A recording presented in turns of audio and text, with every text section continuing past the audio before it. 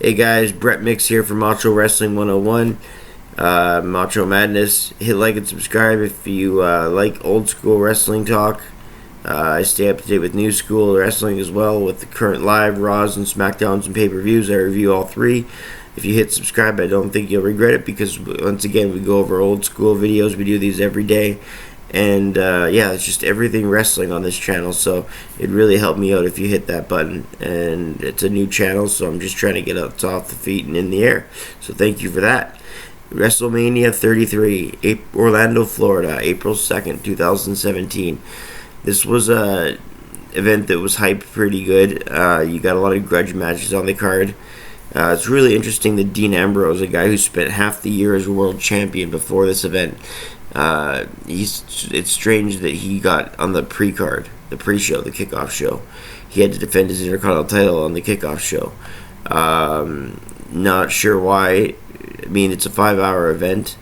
You'd think that your world champion for 5 months, or for half a year, could make the card, but no, he defended his Intercontinental title at 10:55 over Baron Corbin in the pre-show.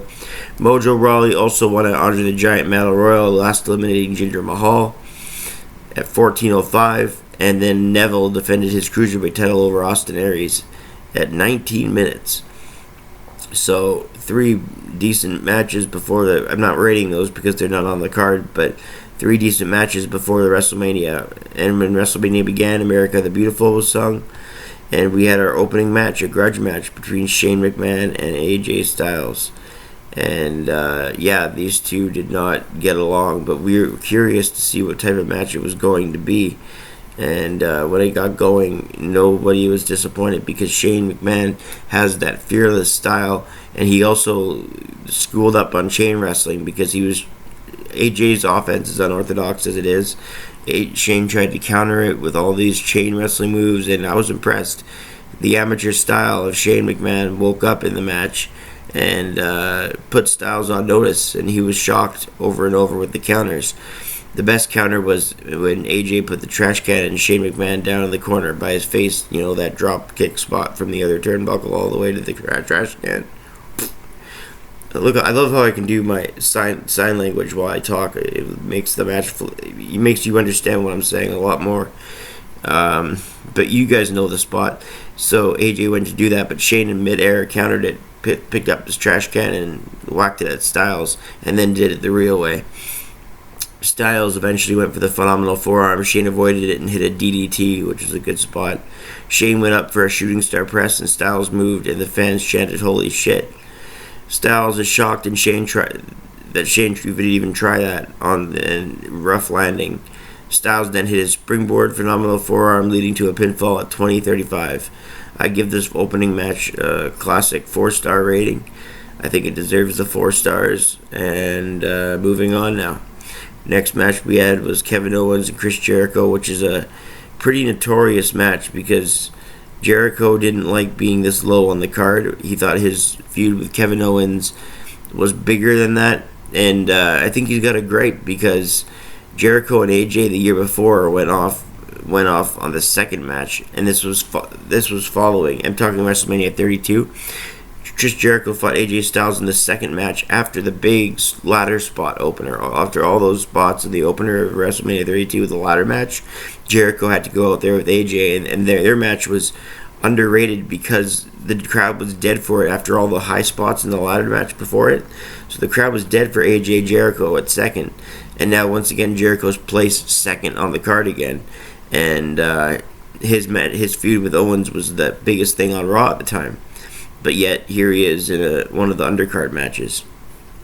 I can see his gripe, and this match is also famous for Vince McMahon telling Owens by the head. This is documented footage from the WWE Network. They had a footage of McMahon in Gorilla with the Gorilla position behind the curtain with his headphones on, and Kevin Owens had his title, and he just walked back and he said, "Good, right? Good, right?" to McMahon, and McMahon went like this. And then Owens went,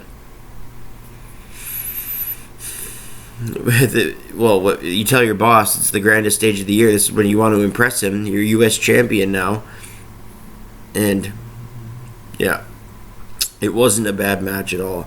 I rated it a 3-star match. I thought the feud was great. I thought the trash talking was great. I thought the offense was great by Owens. I thought Jericho did a good job as well. Owens rolled up Jericho at 16:20 to become the new U.S. champion. Again, I give the match 3 stars. It was very physical, and a lot of counters, a lot of false finishes, a lot of drama. I liked it. So 3 stars sounds fair to me. So far we got 4 stars, and we got 3 stars at this WrestleMania 33. Let's move on.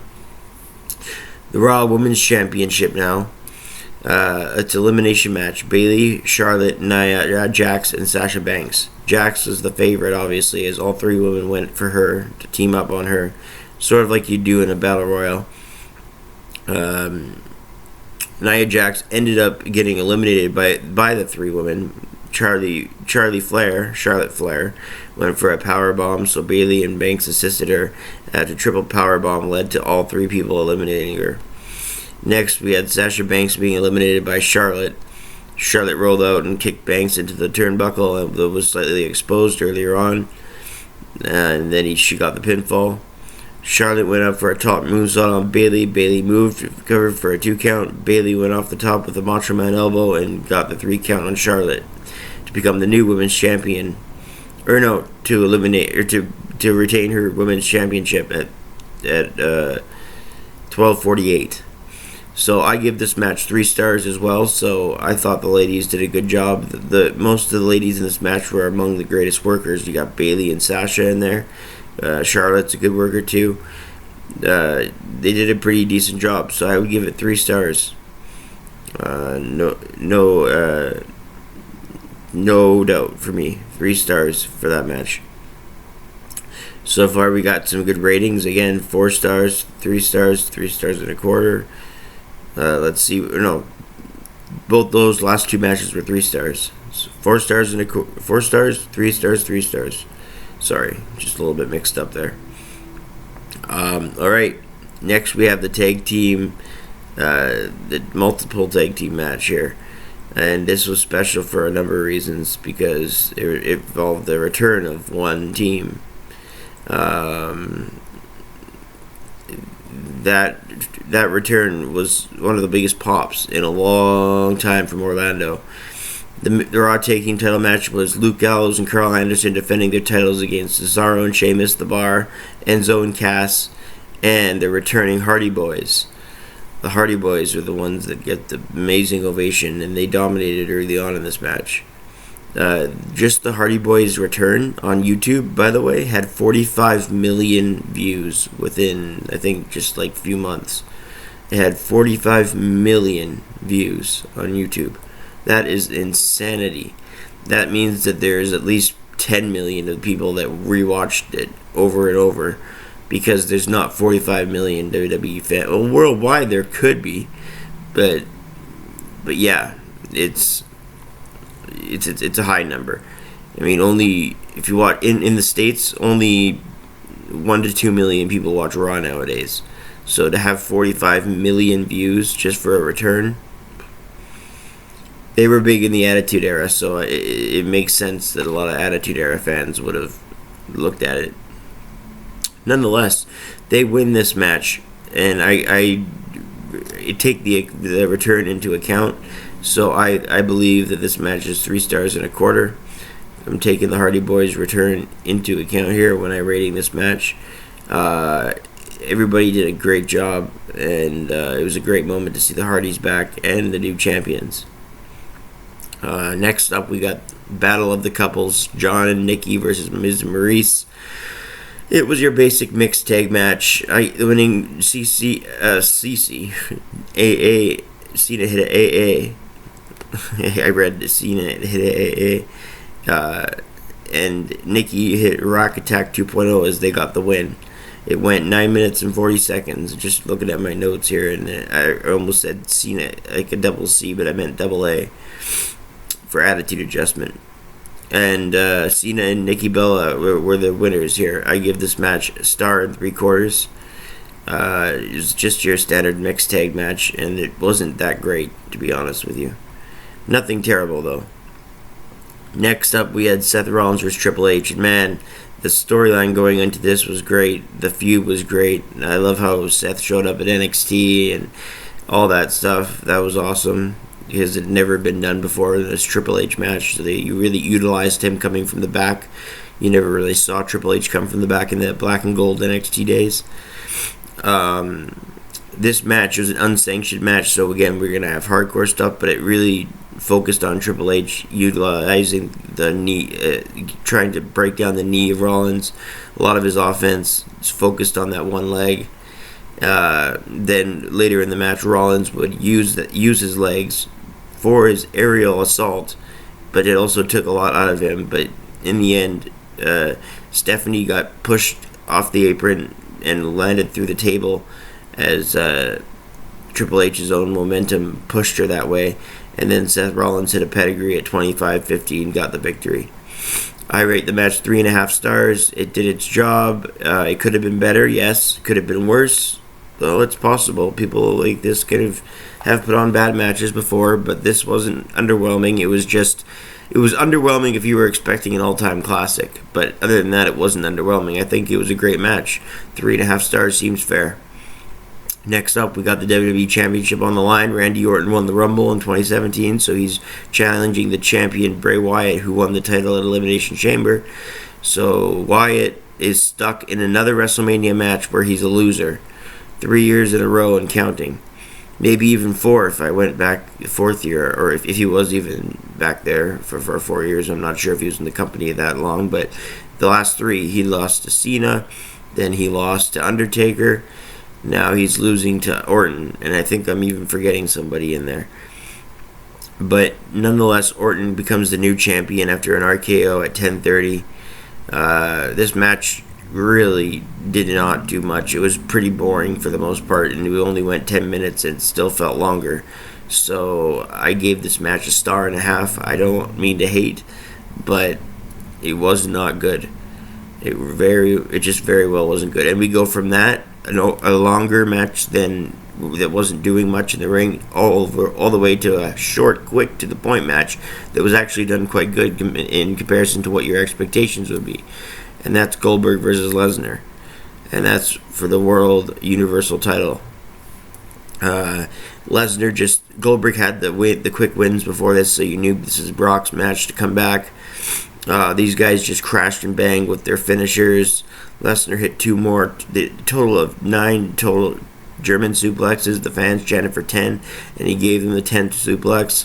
Lesnar got Goldberg at the end for the F5 at 4:45.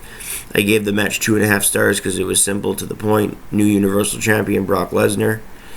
And we move on from there to the SmackDown Women's title. Alexa Bliss, Becky Lynch, Mickie James, Carmella, Natalya, and Naomi. In the end, it was Naomi that stood tall as the last woman here in this match, as she, not the last woman because it wasn't an elimination match, but the woman to get the pinfall first was Naomi, as she hooked the arms of Alexa Bliss, trapped her arms, and then made her tap out at 5:35. I thought the woman did a decent job here, so I gave it 2 stars. Decent job, but it followed a big match between Lesnar and Goldberg, and it was before the main event, so you can't really get a lot of heat that way. But it was not. There was no negative heat because it wasn't a bad match. Now we move on to The Undertaker and Roman Reigns. I know what they were doing here. The Undertaker, this is built around basically his last match and passing the torch, but it wasn't his last match. So it really takes points away from its overall rating, knowing that it's not his last match. They just wanted Roman to go over. And I also take points off this match because it's another loss by The Undertaker at WrestleMania. And yeah, it's to Roman, so it's not all gone because, we got Roman looking powerful just like Lesnar, but this match quality wasn't that great. Undertaker was a little bit over the hill. Undertaker's peak at WrestleMania was a CM Punk match. That was the last time you saw Taker being great at Mania. Every match after that, it's a little bit of a letdown. But hey, it wasn't the worst match out there. It wasn't the worst WrestleMania main event of all time. Hogan, Sid Justice, WrestleMania 8, I'm looking at you. And that might not even be the worst. If you count Hogan Yokozuna at WrestleMania 9, that might be the worst. Nonetheless, there have been some bad WrestleMania main events, but this one wasn't bad. It just wasn't good, if that makes sense. So I gave it 2 stars and a quarter. Maybe that's overrating it a little bit. Roman Reigns got the victory over The Undertaker, and now The Undertaker, his record was, I believe, 22-2 or 21-2. I think it ended up being 23-2, but I'm not sure. I'm not really sure at this point. I do know that Roman won at 302, and I do know what my rating is, and I know my overall rating for WrestleMania, and that one is a 6.5 out of 10. I thought there were some great matches on this card, but there were also a few disappointments, and then there was a couple matches that could have been classics, but they just underwhelmed a little bit. So yeah, if you like these reviews, hit like and subscribe. Like I said, it would help me out big time, and if you're still tuning in, and you're still tuned in this long into the review, I really appreciate you. I really do. I don't get anything for you tuning in this long because my videos aren't monetized yet, because I have 46 subscribers in the few weeks I've been doing this. But I just want to appreciate you for sticking along with me this long into a review. It means a lot. So there's no money or anything involved like that. So I'm coming from the heart. I'm being serious. Thank you for tuning in this long into a review. And we hope to see you on all the next ones. I'm Brett Mix, and I'm out.